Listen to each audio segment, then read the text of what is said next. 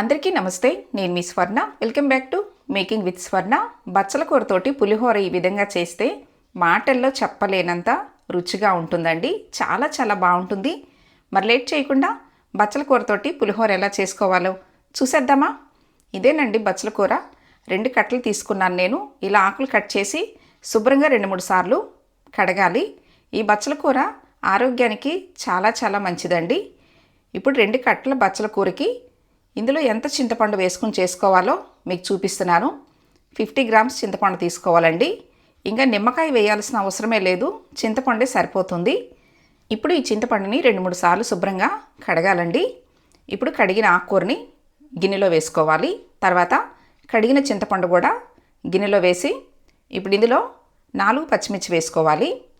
చూసుకుని వేసుకోండి పచ్చిమిర్చి, అంటే పచ్చిమిర్చిలో కూడా పురుగులు ఉంటాయి. ఇప్పుడు ఇందులో ఒక 2-3 స్పూన్లు నీళ్ళు పోసుకోవాలి. ఎక్కువ పోయకూడదు నీళ్ళు. చూడండి, సిమ్లో పెట్టుకుని ఈ విధంగా ఉడికించాలి బాగా. ఈ మూడింటిని కూడా బాగా మెత్తగా అయ్యేంత వరకు ఉడికించుకోవాలి. మధ్య మధ్యలో కలుపుతూ ఉండండి, అడుగు పడుతుంది లేకపోతే. పోసిన నీళ్ళన్నీ కూడా ఎగిరిపోయేంత వరకు ఉడికించాలి. అంటే ఆకుకూరలో నీళ్ళు వస్తాయి కాబట్టి తక్కువ నీళ్ళు పోసుకోవాలి.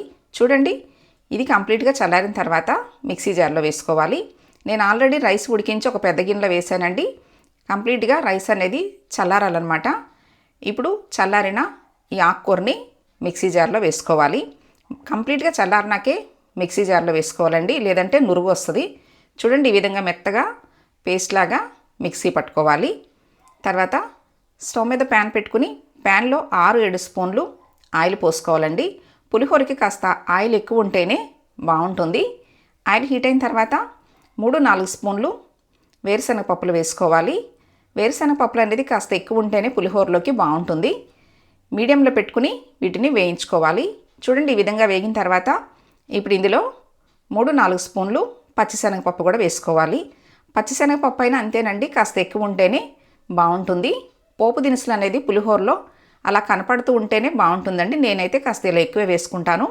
ఇప్పుడు ఒక పెద్ద స్పూన్ తోటి ఆవాలు, అలాగే పెద్ద స్పూన్ తోటి జీలకర్ర కూడా వేసుకోవాలి. అంటే వేరుశనగపప్పులు పచ్చిశనగపప్పు వేగిన తర్వాత మాత్రమే జీలకర్ర ఆవాలు అనేది వేసుకోవాలి. ఈ విధంగా వేగిన తర్వాత ఇప్పుడు ఎండుమిరపకాయలు ఒక 6-7 ఎండుమిరపకాయలు వేసుకోవాలి. తర్వాత సన్నగా కట్ చేసుకున్న అల్లం ముక్కలు వేసుకోవాలి. కొంచెం సరిపోతుందండి, నేనైతే అల్లం వేస్తాను, బాగుంటుంది పులిహోరలో. ఇప్పుడు 2-3 స్పూన్లు జీడిపప్పులు కూడా వేసుకోవాలి. జీడిపప్పులు వేసుకోండి, స్కిప్ చేయకుండా వేసుకోండి. ఇప్పుడు ఇందులో కడిగి ఆరపెట్టుకున్న కరివేపాకు కాస్త ఎక్కువగానే వేసుకోవాలి. పోపు అనేది ఇలా గోల్డెన్ బ్రౌన్ కలర్ వచ్చేంత వరకు వేయించుకోవాలి. ఇలా వేగిన తర్వాత కొంచెం తీసి గిన్నెలో పెట్టుకోవాలండి. అంటే ఇది పులిహోరలో లాస్ట్లో వేస్తే చూడటానికి బాగుంటుంది. పులిహోరలో ఇలా నేను లాస్ట్లోనే వేస్తాను, అది కొంచెం తీసి పక్కన పెట్టుకుంటాను. ఇప్పుడు ఒక స్పూను పసుపు వేసుకోవాలి. తర్వాత చిన్న స్పూన్ తోటి ఇంగువ వేసుకోవాలి. ఇంగువ మాత్రం స్కిప్ చేయకుండా వేసుకోండి. ఇప్పుడు ఇందులో మిక్సీ పట్టుకున్న బచ్చల కూర, చింతపండు, పచ్చిమిర్చి పేస్ట్ వేసుకోవాలి. ఈ బచ్చల కూర పులిహోర మాత్రం చాలా చాలా రుచిగా ఉంటుందండి. తప్పకుండా ట్రై చేయాలి మీరు. ఇప్పుడు 2-3 నిమిషాలు పచ్చివాసన పోయేంత వరకు ఇలా ఆయిల్లో వేయించుకుంటే మరింత రుచిగా ఉంటుంది. ఆకుకూర అనేది ఉడికించినా కానీ ఇలా ఆయిల్లో 2-3 నిమిషాలు ఇలా వేయించడం వల్ల రుచి అనేది ఇంకా బాగుంటుందండి. చూడండి, ఈ విధంగా వేయించుకుని కాస్త చల్లారి పెట్టేసుకోవాలి. ఇప్పుడు చల్లారిన రైస్లో సాల్ట్ కలుపుకోవాలి. నేను 2 స్పూన్లు సాల్ట్ వేస్తున్నానండి. సాల్ట్ అనేది మీ టేస్ట్కి తగ్గట్టుగా వేసుకోవచ్చు.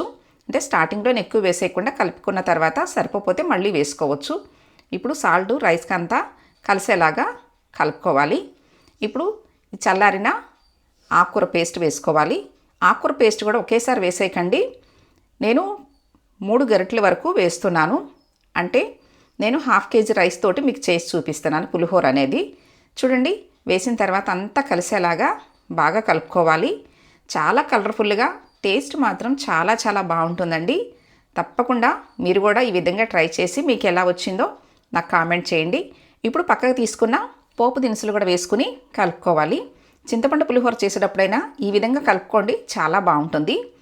చాలా సింపుల్గా చేసుకోవచ్చు, రుచి మాత్రం అద్భుతంగా ఉంటుందండి.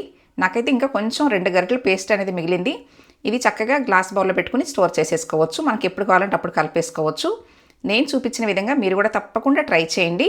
నేను చేసిన బచ్చల కూరతోటి పులిహోర మీకు నచ్చినట్లయితే ఈ వీడియోని తప్పకుండా లైక్ చేయండి, మీ ఫ్రెండ్స్ అండ్ ఫ్యామిలీ మెంబర్స్కి షేర్ చేయండి. ఫస్ట్ టైం నా ఛానల్ చూస్తున్న వాళ్ళు తప్పకుండా సబ్స్క్రైబ్ చేసుకోండి. Thanks for watching.